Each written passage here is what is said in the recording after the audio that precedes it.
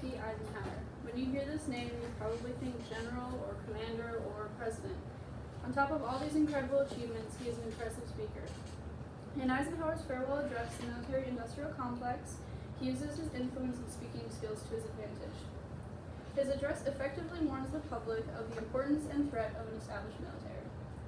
Now, a little bit about Eisenhower himself. He was born in October of 1890 and died in March of 1969. He began his military career in the United States Military Academy. He graduated in 1915. Over the next few years, he climbed through the ranks and was named General of the Army in 1944. He was also Supreme Commander of the Allied Forces from 1941 to 45, which was World War II. However, he is most well known as the 34th President of the United States. He served 2 terms from 1953 to 1961. To end his second term on a high note, he gave his farewell address from the Oval Office in Washington, D.C. on January 17th of 1961. This was 3 days before the end of his presidential career, and it was broadcast live over television and radio for any citizens across America and the world who wanted to tune in. Now, a clip.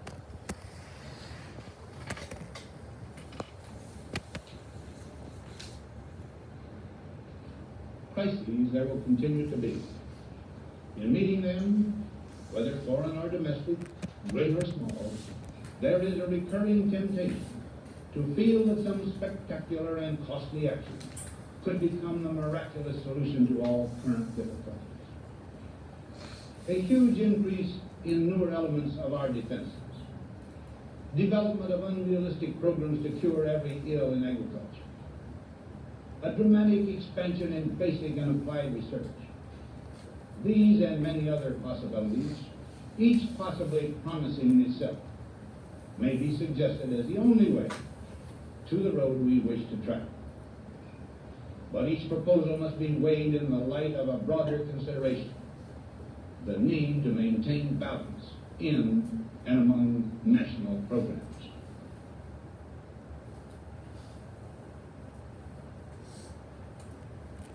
So Eisenhower gave his speech at the end of his presidency, which was coincidentally at the beginning of the arms race with the Soviet Union. He warned Americans of the importance of having an established military and explained that the lack thereof could be detrimental to their society. He motivated them to be in favor of the arms race, which was essential if the government was to hold any power over the Soviet Union. And he also moved to conserve resources, explaining that future generations should have resources available to them if they wish to maintain a healthy lifestyle. It is significant just as much today as it was in 1961 because of the warning that he gave about the resources. Because the government didn't listen to Eisenhower's warning, we are now suffering from the consequences of their actions. Moving on to methods of persuasion, first we have ethos, which is ethical appeal. He mostly let his status as a respected general, war veteran, and a 2-term president speak for himself, but he also used this to his advantage. The troops who respected him sang high praise for him and his speech, and he explained that we as Americans cannot allow the government to gain too much power without sacrificing democracy. Moving on to pathos, which is emotional appeal. He tugs at the heartstrings of Americans by reminding them of the ideals of the United States, using this quote, the second one.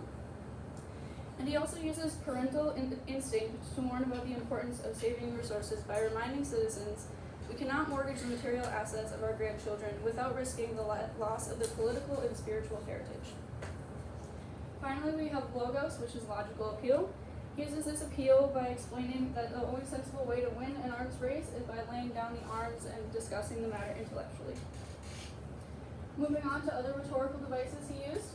First, we have metaphor, which is a comparison. He compares the future to a long lane of history yet to be written. Next, we have ameiosis, which is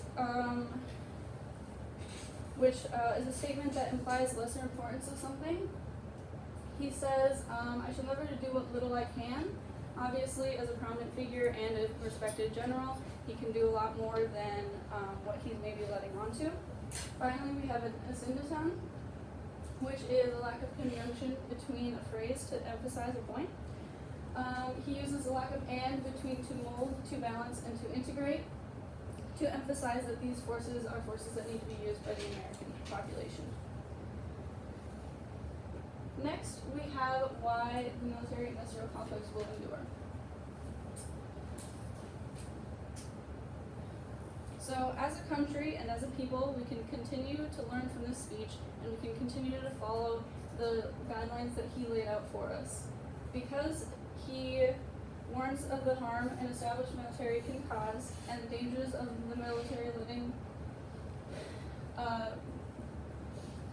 the dangers of letting the military run the country. This has been a constant problem in America and has been in other countries as well, and I'm sure will be far into the future.